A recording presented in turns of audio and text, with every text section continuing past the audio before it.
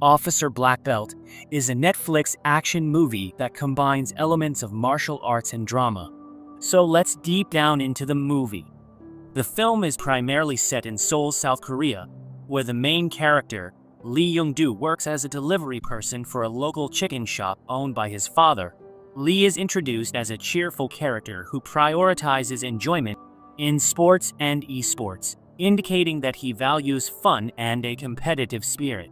His upbeat personality is established through his winning streaks, as he never loses. He holds a third Dan black belt in taekwondo, judo, and kendo. One day, while returning home after a delivery, he notices a fight. It involves Officer Cho, a martial arts officer who sustains injuries during a confrontation with a former inmate. Seeing that Officer Cho is seriously injured, Jung-do rushes to help. With a single swift move, he knocks down the assailant and saves Officer Cho's life. After witnessing and intervening in the violent incident, Jung-do impresses the officers. Director Kim, who oversees the electronic monitoring division, is responsible for supervising probation officers to ensure they can respond effectively to incidents involving offenders. Director Kim explains that due to the injured Officer Cho's workload, they need extra help, offering Jung-do a job. These officers are referred to as martial arts officers. This is a special group of officers who must undergo training and achieve a third Dan in martial arts. Lee is already qualified, holding a third Dan in multiple disciplines. After discussing it with his friends and father, Lee decides to accept the role of a martial arts officer, but only if he can have fun, as that is important to him. He embraces this new challenge with the aim of protecting the community. He learns about the former inmates he will be monitoring. A green line represents their location and battery level on the ankle tag. When the color turns yellow, it means the battery has dropped below 30%, and the inmates must charge it themselves to continue being tracked. If they fail to do so, an officer must react. Lee receives a notification and tries to call the inmate to remind him to charge his device, but the inmate hangs up on him. He then informs Kim, and together they go to the location to resolve the issue personally. The inmate was released 3 months ago, but still exhibits problematic behavior, as evidenced when Kim knocks on the door. The inmate jumps out the window where Jung-do is waiting, having anticipated that he would exit that way since there were no bars on the window. Jung-do eagerly waits to use the taser he received, taking the opportunity to do so. Kim arrives and cuffs the inmate. After his first day at work, Lee introduces Kim to his friends, one of whom is called Moisture because his nose always appears wet. And there's also Earthworm and Ryder K. Lee doesn't drink, as he is more fun sober than when he's wasted. Kim's dream is to create a world where every child is protected and safe, which is why he started this initiative. After dinner, they receive a call about an inmate located in their area. Moisture offers them a ride. His crime category is manslaughter. They go out to track him down, but he has cut off his ankle tag. Moisture tracks him using a drone, while Lee receives instructions through an earbud. He finds the inmate and confronts him, but the inmate bites his arm.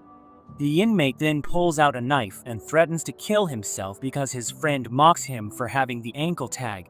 Kim offers support and instructs Lee on what to say to calm him down, which succeeds. The next day, Lee visits his aunt to get a clean haircut. On his way home, he spots a suspicious man with an ankle tag. He leaves for work early to check on his status because the man touched a young server. Later, he receives a call, but the man exhibits aggressive behavior, causing them to lose connection. They separate to search for him in a nearby shop where only one woman works, making her a potential easy target.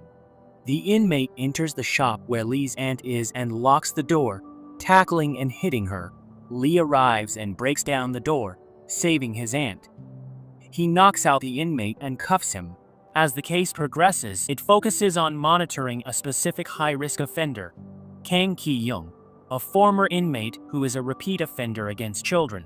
Kang engages in illegal activities and poses harmful threats to minors. representing the worst aspects of society. Due to a busy schedule, Kim must work a double shift, inviting Lee to help him. They go to Kang's location and put an ankle tag on him to monitor him going forward.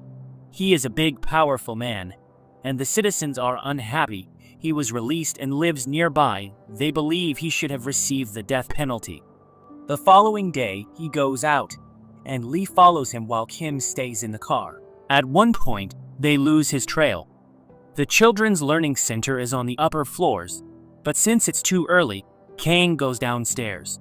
He meets a man working on the dark web who asks Kang to record a video with children for payment, to which Kang agrees. Lee notices a suspicious car with tinted windows and memorizes the license plates. Kim calls Kang, who exits the vehicle claiming he's headed for Gimbap, quickly entering a shop, which Lee confirms. Later, Cho returns to work and brings a gift for Lee, tactical gloves. Afterward, we see a young girl leaving school who is kidnapped. They come into contact with one of the former inmates. Cho is responsible for this inmate and goes with Kim to find him to charge his ankle tag, while Lee tracks Kang. Kim and Cho enter, hearing a girl's voice calling for help, realizing it's a trap where several of them are gathered. The same happens to Lee, who is locked up and outnumbered. He laughs and puts on gloves. He uses items around him to fight back, indicating he must have watched Jackie Chan movies. He takes a doll and uses it to strike his attackers with its leg. He holds his own in the fight and manages to overcome all obstacles. Kim and Cho struggle in their fight. Kim gets knocked down and hit several times with a stick, while Cho helps him, but there are too many attackers. One attacks from behind, then strikes him with a stick. Cho defeats one of the attackers, but then a third comes and knocks him down, leaving Cho in a bad state. Lee calls out to them for help, but it is in vain. Meanwhile, Kang prepares for another crime and a new victim. Lee quickly arrives and requests someone to call the police. He breaks the bars on a window and enters, where the fight with Kang begins. Another man arrives and stabs him in the side. Kang continues with strong blows and lifts Lee by the throat. Lee manages to get to the door, but Kang throws him down again. The police arrive, and the little man escapes, with Kang chasing after him. He also removes the ankle tag. The important thing is that the girl is saved. After all this, Lee is in the hospital, and his father visits him. Kim is in surgery while Cho is declared brain dead. He has given consent for organ donation after his death. After everything, the aunt of the little girl whom he saved arrives and brings a gift. Then Lee visits Kim with his friends and decides that they should work together to resolve this case. The license plates that Lee remembered are helpful in finding the car. They prepare equipment, and Moisture buys fish sauce, claiming they need it. The door opens, and they enter, tying up the guy to a chair while checking a flash drive where they find minor content that is being uploaded to the dark web. Lee accidentally uses a taser on the man's eye, after which he cooperates and says they can track Kang using a credit card, which will help them find his location. It turns out that Kang has been making videos over the past month while Lee was in the hospital, which angers him greatly. Lee's father doesn't want his son to go because he was just injured, but Lee genuinely cares about the people he helps and aims to make a difference. He leaves with a team to locate Kang. They split up to search from door to door. Moisture stays back to monitor the situation with the drone. Earthworm finds him, and Lee goes in alone while the others watch the video from a drone. As Lee takes them down one by one, Kang manages to escape while Moisture follows him with the drone.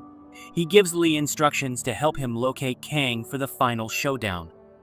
Lee delivers several blows, but Kang counterattacks and grabs 2 knives, making things uncertain since he has wounded Lee in the shoulder. He delivers heavy hits, and at the moment he is about to finish Lee off, Moisture sends the drone. Lee uses the momentum to continue the fight that he almost lost. He wins the battle and puts Kang in handcuffs. The movie concludes with Lee receiving recognition for his bravery, bridging his journey from an ordinary chicken delivery man to a heroic figure. the little girl comes to personally thank Lee for saving her life. This is an emotional scene that showcases human greatness and feeling. Throughout the movie, Lee emphasizes that doing what one loves is essential for happiness and well-being. This theme is manifested in his pursuit of being a martial arts officer, reflecting his passion for sports and the joy that comes from engaging in meaningful work.